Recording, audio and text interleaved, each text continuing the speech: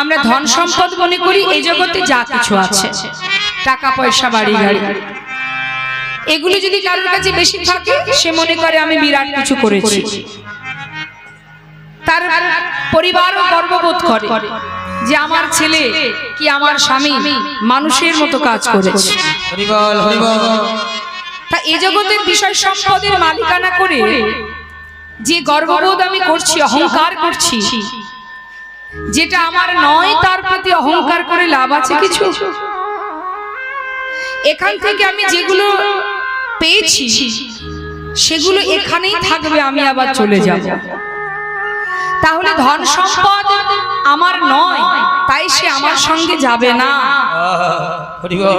তাহলে আমার নিজের সম্পদ কোনটি?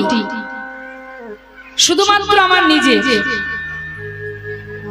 ইহজগতে যা কিছু আছে এগুলো আমার নিজের নয়।